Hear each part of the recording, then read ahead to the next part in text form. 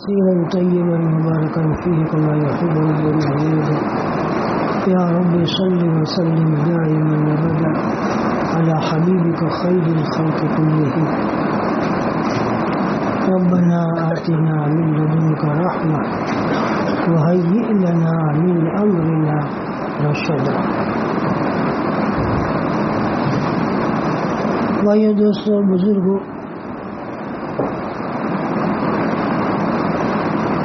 یہ دعا پڑھی ہم نے، ربنا آتنا من لدنک رحمہ وہیئ لنا من امرنا رشدا. یہ اصحاب کہف نے دعا پڑھی تھی.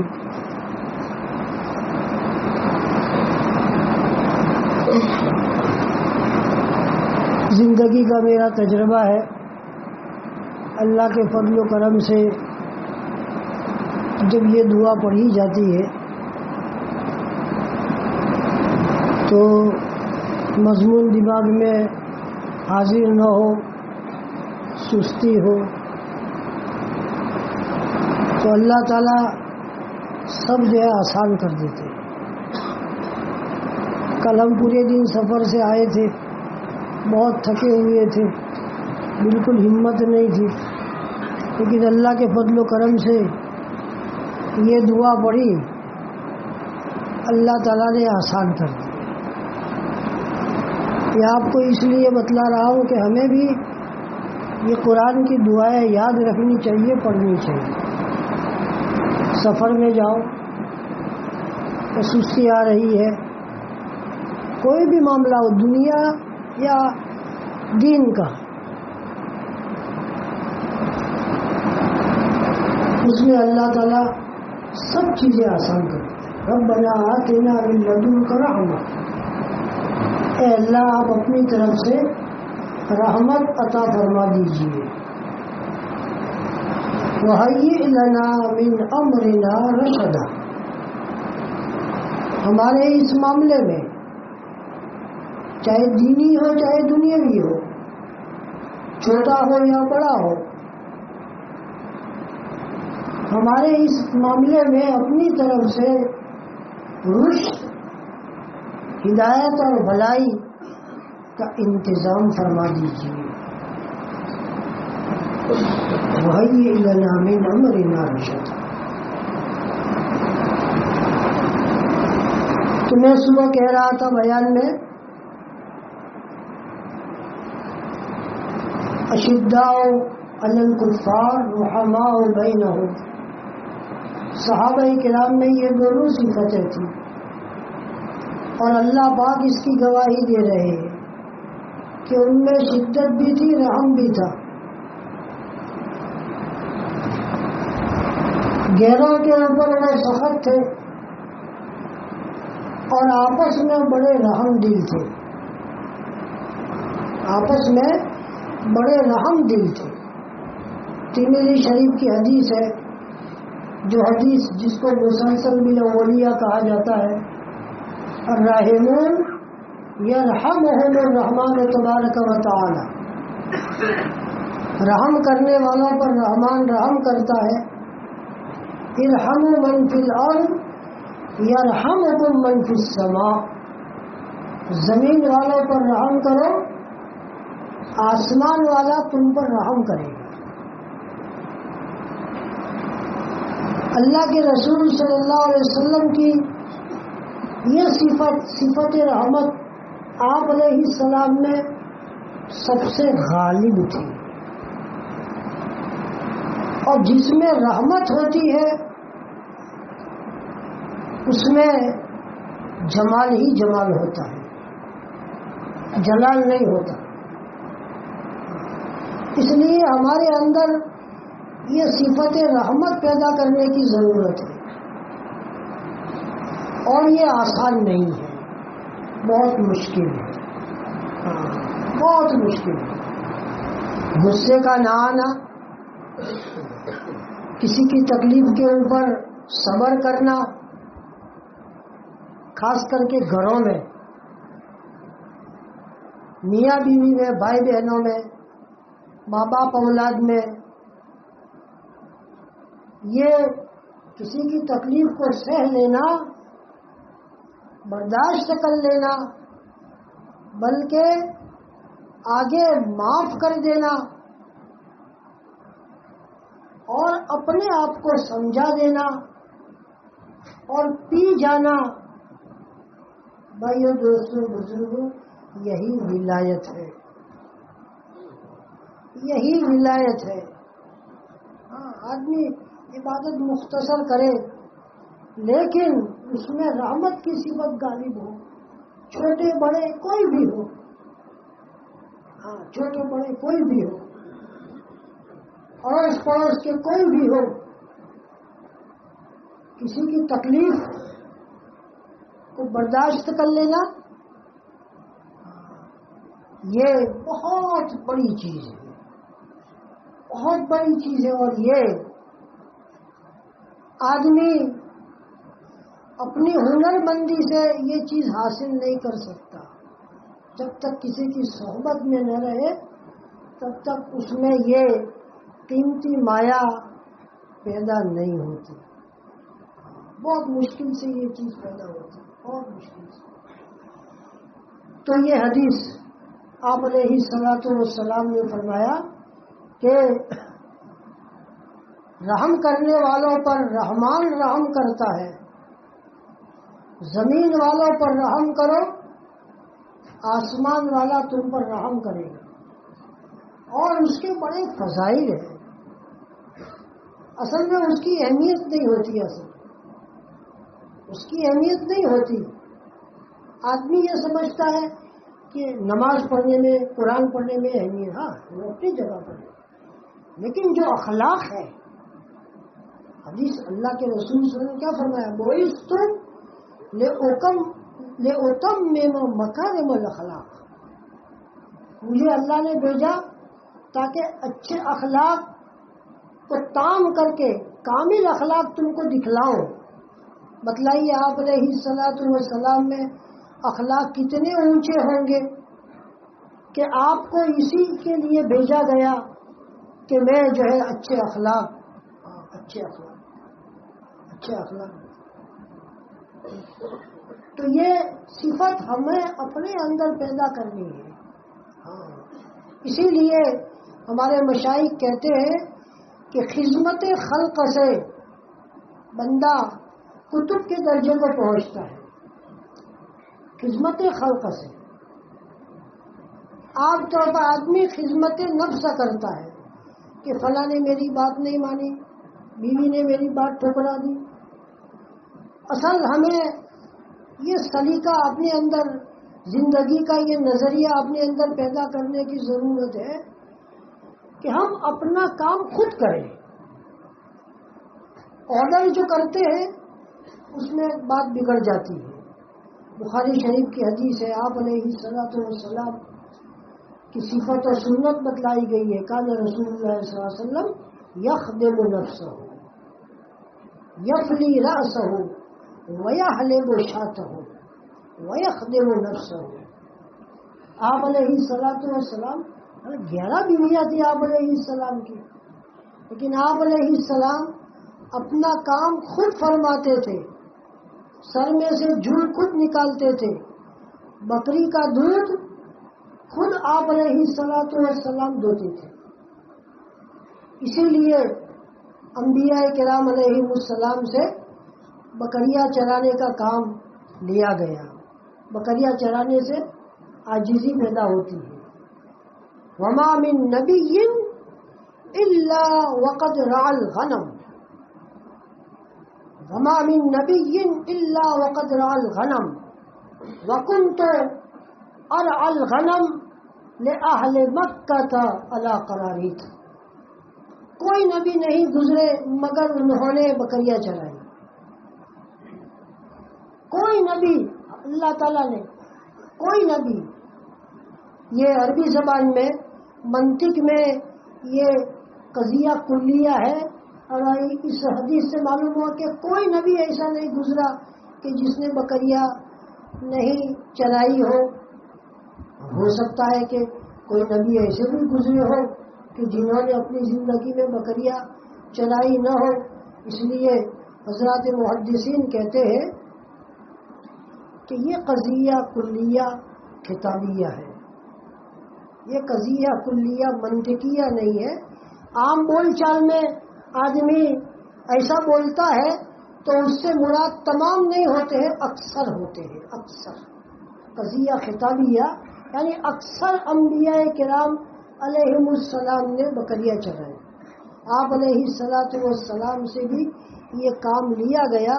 مکہ والوں کی بکریاں آپ علیہ السلام چراتے تھے چند قیراط پر، مزدوری فرماتے تھے اور بکریاں چراتے تھے۔ بکریوں میں مسکنت ہے۔ تو حضرات صحابہ کرام میں دونوں صفات تھی، اور یہ صرف آپ علیہ السلام کی برکت سے، آپ علیہ السلام کی نظریہ کیمیا کی وجہ سے اللہ تعالیٰ نے ان کو کہاں سے کہاں پہنچا دیا، کہاں سے کہاں پہنچا دیا۔ آپ علیہ السلام نے ایسی حضرات صحابہ کرام کی تربیت فرمائی۔ رحماء بینہم تراہم رکعا سجدا، معلوم ہوا کہ صحابہ کرام کو نماز کا بڑا شوق تھا۔ آپ ان کو دیکھیں گے رکوع کی حالت میں، سجدے کی حالت میں، یبتغون فضلا من اللہ ورضوانا، ان کا مقصد دنیا نہیں ہے، حالانکہ وہ دنیاوی اعتبار سے بہت زیادہ کمزور تھے، بہت زیادہ غریب تھے، خستہ حال تھے، کھانے پینے کا کوئی انتظام نہیں تھا، بہت غربت تھی۔ مدینہ منورہ کا تمدن اور جو ہے وہاں کا رہنے کا جو انداز تھا وہ بہت سادہ تھا، لیکن ان میں نماز کا صحابہ کرام میں اتنا شوق اور جذبہ تھا، یبتغون فضلا من اللہ ورضوانا، کہ وہ ہر وقت ان کا مطمع نظر، ان کا شوق بس اللہ کا فضل اور اللہ کی رضامندی، یبتغون فضلا من اللہ ورضوانا، یہ شوق ان میں تھا، طلب تھی، پوچھتے رہتے تھے، معلوم کرتے تھے کہ بھئی اللہ کے رسول صلی اللہ علیہ وسلم نے کیا بتلایا، کیا فرمایا۔ مسلم شریف کی حدیث ہے، حضرت عقبہ ابن عامر رضی اللہ تعالیٰ عنہ فرماتے ہیں کہ ہمارے ذمے اونٹوں کے چرانے کی باری تھی، تو میں اونٹ چرانے کے لیے گیا تھا۔ دوپہر کے وقت میں مسجد نبوی میں آیا تو آپ علیہ السلام صحابہ کرام کو سمجھا رہے تھے، حضرات صحابہ کرام کو دین کی باتیں فرما رہے تھے۔ تو آپ علیہ السلام نے یہ بات فرمائی کہ جو آدمی وضو کرنے کے بعد اچھی طریقے سے وضو کرنے کے بعد 2 رکعت پڑھتا ہے تحیت المسجد کی، شکرانے کی 2 رکعت نماز پڑھتا ہے، تو آپ علیہ السلام نے فرمایا اس کے لیے جنت واجب ہو جاتی ہے۔ اب دیکھو ایک چھوٹا سا عمل ہے، ہم اس کو نفل نماز کہتے ہیں، اور اکثر ہماری زندگی میں اس کا اہتمام نہیں ہوتا۔ تحیت المسجد کا اور تحیت الوضو کا نفل نماز ہے، لیکن دیکھو آپ علیہ السلام نے اس کا کتنا اونچا ثواب بتلایا، کتنا اونچا ثواب، کہ جو اچھی طریقے سے وضو کرنے کے بعد 2 رکعت ایسی پڑھے کہ جس میں ادھر ادھر کا خیال نہ لائے، بغیر خیال لائے ہوئے پڑھتا ہے، تو اس کے لیے جنت واجب ہو جاتی ہے۔ جنت واجب، نفل نماز کے اوپر اللہ نے جنت واجب کر دی، تو ظاہر بات ہے کہ نکی ہو گیا کہ یہ جنتی ہو گیا، جنتی ہو گیا 2 رکعت نماز پڑھنے میں، جنت واجب ہو گئی۔ اور یہ کس نے؟ اللہ کے رسول صلی اللہ علیہ وسلم نے فرمایا۔ لوگ جو ہے وظائف تلاش کرتے ہیں، बहुत से मोबाइल में कि ये पढ़ो तो इतना सवाब, ये पढ़ो तो इतना सवाब। अरे भाई, मसनून अमाल को तलाश करो जो सुन्नत और हदीस, सही हदीस से साबित है। इससे बड़ा अफजल अमल कौन सा होगा भाई? कितना आसान है कि वुज़ू करने के बाद 2 रकात नमाज पढ़ो, जन्नत वाजिब हो गई। अल्लाह ताला ने जन्नत का उसको सर्टी और सन्नत दे दी, वो जन्नती हो गया।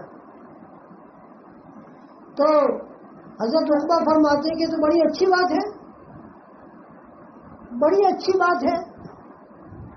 तो हजरत उमर रज़ी अल्लाह तआला अन्हु पास में बैठे हुए थे, इन्होंने उनकी ये बात सुन ली।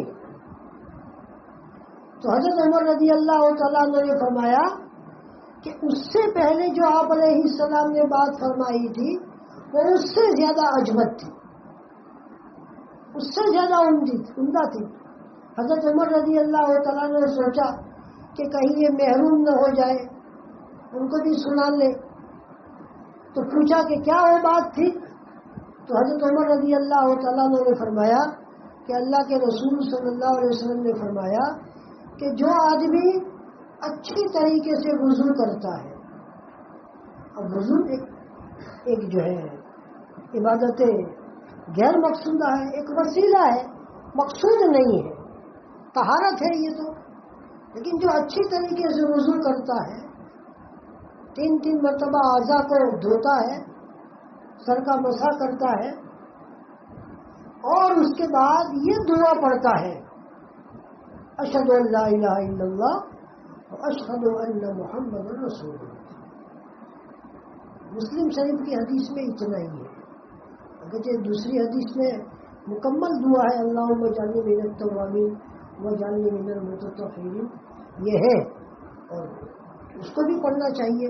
लेकिन इस हदीस में सिर्फ इतना ही है, अशहदु अन ला इलाहा इल्लल्लाह व अशहदु अन्न मुहम्मदुर रसूलुल्लाह। जो पढ़ता है बंदा तो उसके लिए जन्नत के 8 दरवाजे खोल दिए जाते हैं, जन्नत के 8 दरवाजे।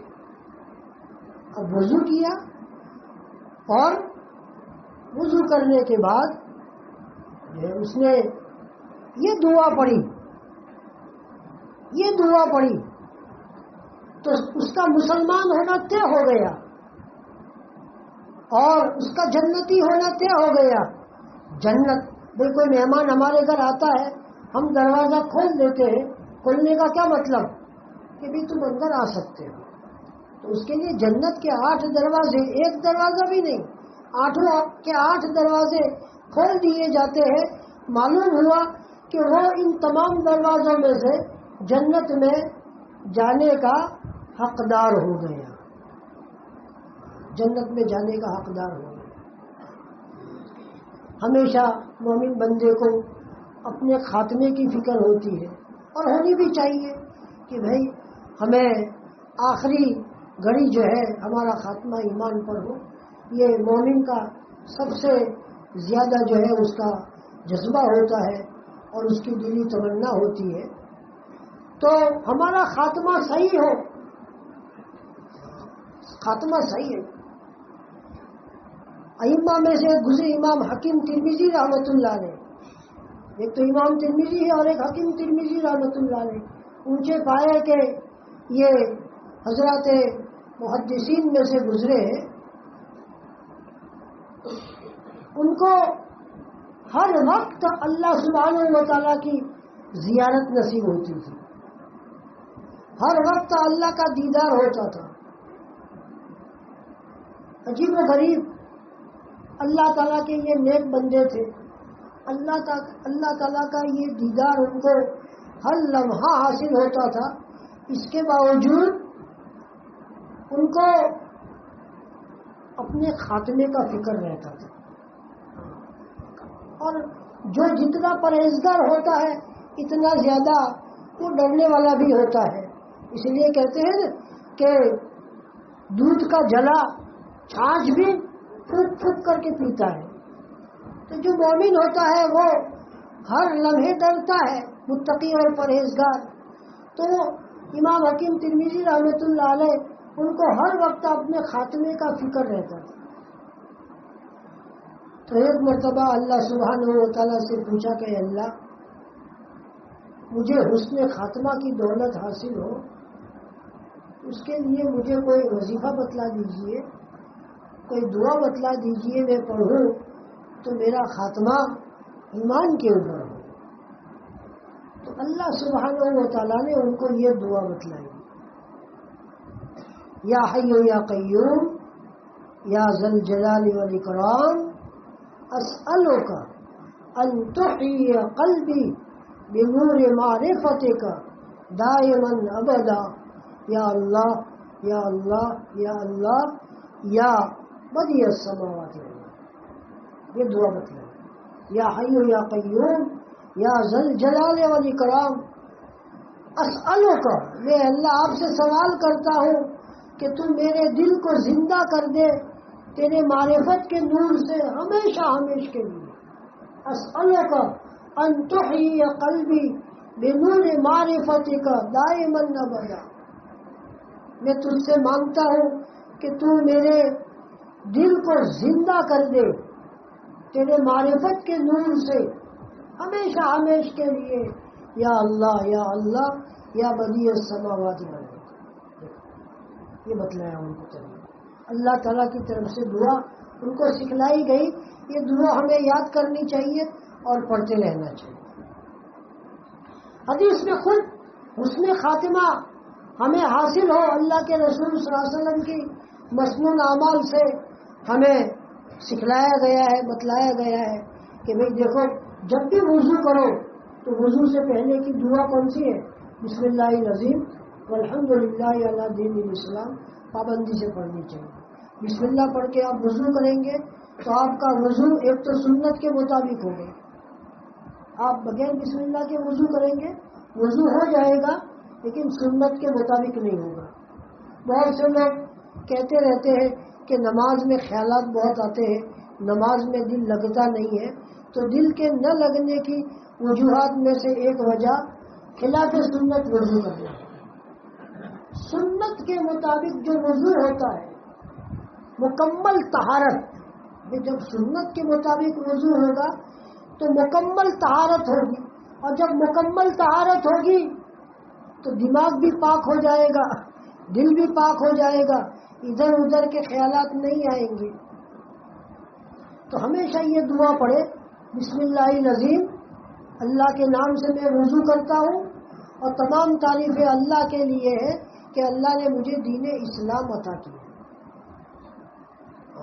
طہارت ظاہری کے ساتھ اللہ تعالیٰ نے باطنی طور پر بھی مجھے پاک صاف کیا کہ اللہ نے مجھے دین اسلام جیسی دولت سے نوازا، دین اسلام جیسی۔ جو بندہ پابندی سے یہ دعا پڑھتا ہے، دن میں 5 مرتبہ وضو کرنا ہے تو 5 مرتبہ تو ہوگی یہ دعا، تو 5 مرتبہ جو ہے اللہ کا شکر ادا ہوا دین اسلام پر۔ پابندی سے جو پڑھتا ہے اللہ کی ذات سے امید ہے کہ اللہ تعالیٰ اس کو حسن خاتمہ عطا فرمائے، حسن خاتمہ۔ اور اس کے بعد وضو کرنے کے بعد جو دعا ہے، اشہد ان لا الہ الا اللہ واشہد ان محمد رسول اللہ، اس کے لیے جنت کے 8 دروازے۔ اب 5 مرتبہ وضو کرے اور 5 مرتبہ یہ دعا پڑھے گا تو 5 مرتبہ اس کے لیے جنت کے دروازے کھول گئے، 5 مرتبہ۔ تو مہینے میں کتنی مرتبہ کھولے، اور سال میں کتنی مرتبہ کھولے، اور زندگی میں کتنی مرتبہ کھولے، بتلاؤ کیا پھر وہ جنت میں نہیں جائے گا؟ تو یہ سب راستے ہیں حدیث پاک میں اللہ کے رسول صلی اللہ علیہ وسلم کے بتلائے ہوئے، جس سے بندے کو اس نے خاتمہ نصیب ہوتا ہے۔ مومن کا دل ہر وقت جو ہے اسی فکر میں لگا رہتا ہے، اور اللہ تعالیٰ اس کو اس دولت سے نوازتے ہیں۔ تو حضرت عقبہ ابن عامر رضی اللہ تعالیٰ عنہ بڑے خوش ہوئے، اور ظاہر بات ہے صحابہ کرام جب کسی عمل کو دیکھتے تھے، سنتے تھے، تو زندگی میں اس کو اپنا لیتے تھے، عمل جو چھوٹا ہو، مختصر ہو، لیکن ہمیشہ ہو۔ عام طور پر استقامت نہیں ہوتی، بہت سے ہمارے حضرات ہوتے ہیں ان میں معمولات کی پابندی نہیں ہوتی. خیر یہ حالات ایسے ہیں، انسان کمزور ہو گئے، بیماریاں اور احوال بھی ایسے ہیں، اس لیے بھائی اور دوستوں بزرگوں اعمال مختصر زیادہ کرنے کی ضرورت نہیں ہے، تھوڑے کرو لیکن ہمیشہ کرو. آپ قرآن پاک کی تلاوت اگر پاؤ پارا کرتے ہیں، ایک پارا کرتے ہیں تو ہمیشہ کرو، کبھی چھوڑو نہیں. اور کبھی سفر کی وجہ سے چھوٹ جائے تو دوسرے وقت اس کو پورا کر لو. اس کو پابندی کرنے میں عجیب و غریب برکات ہوتی ہے، عجیب و غریب. استقامت یہ 1000 کرامتوں سے بہتر ہے. استقامت عمل کے اوپر دائمی رہنا، قائم رہنا، یہ بہت بڑی اللہ کی طرف سے جو ہے، اور یہ اللہ کی طرف سے گویا یہ اس کو ہدیہ ہے اور ایک سعادت ہے کہ تمہارے یہ جو عمل ہے قبول ہو رہا ہے. ایک عمل کے بعد دوسرا عمل بندہ جب کرتا ہے تو سمجھو کہ یہ اس کے عمل کے قبول ہونے کی نشانی ہے، قبول ہونے کی نشانی. اللہ تعالیٰ استقامت. میں نے بتلایا تھا ایک جگہ بیان میں کہ حضرت شاہ عبد القادر، حضرت شاہ ولی اللہ محدث دہلوی رحمۃ اللہ علیہ کے صاحبزادے، جنہوں نے قرآن کا ترجمہ لکھا اردو میں، سب سے پہلا ترجمہ اردو زبان میں انہوں نے لکھا، اور یہ ترجمہ انہوں نے قرآن کا 40 سال تک کیا. کتنے سال تک؟ 40 سال. ایسا یہ ترجمہ ہے لفظ کے تحت لفظ کہ حضرات علماء فرماتے ہیں کہ اگر قرآن اردو زبان میں نازل ہوتا تو حضرت شاہ عبد القادر رحمۃ اللہ علیہ کے ترجمے کے مطابق یہ قرآن نازل ہوتا. اتنا بہترین ترجمہ. دلی کی جس مسجد میں آپ نے 40 سال تک اعتکاف کیا، ترجمہ کرنے کے لیے 40 سال تک اعتکاف کیا، اور جس دیوار کے اوپر ٹیک لگا کر بیٹھتے تھے، انداز لگاؤ 40 سال تک اس جگہ بیٹھے رہے تو اس دیوار پر بھی نشان پڑ گئے تھے، اس دیوار کے اوپر نشان پڑ گئے تھے. قرآن کی خدمت اور قرآن کی محنت. ان کا یہ ان کے بارے میں یہ مشہور تھا، ان کی یہ کرامت. بہت سے لوگ ان کو سلام کرتے تھے. تو وہاں تو چونکہ دلی میں شیعہ لوگ بھی رہتے تھے، تو حضرت سلام کا جواب دینے کے بعد اگر مصافحہ سامنے والے کو داہنے ہاتھ سے کرتے، داہنے ہاتھ سے یا داہنے ہاتھ سے اشارہ کرتے، تو مشہور تھا کہ اس سے یہ سمجھا جاتا تھا کہ یہ صحیح عقیدے والا ہے. اور کسی نے سلام کیا اور بائیں ہاتھ سے اشارہ کیا تو لوگ بھی سمجھتے تھے اور سامنے والا بھی سمجھتا تھا کہ یہ آدمی سامنے والا گڑبڑ ہے. اسی سے لوگ جو ہے اپنا امتحان لیتے تھے کہ بھی میں صحیح ہوں کہ میں غلط ہوں. اب حالانکہ وہ تو حضرت تو پہچانتے نہیں تھے کہ یہ کون ہے، لیکن اللہ کی طرف سے وہ جو ہے داہنی طرف ہاتھ سے اشارہ کرتے. یہ دین قرآن کی خدمت کی برکت دیکھیے کہ اللہ تعالیٰ نے آپ کو ایسی کرامت عطا فرمائی. جب رمضان کا مہینہ آتا، رمضان المبارک کا، تو پہلی تراویح میں حضرت شاہ عبد العزیز ان کے بڑے بھائی فرماتے کہ دیکھو عبد القادر پہلی تراویح میں کتنے پارے پڑھتا ہے.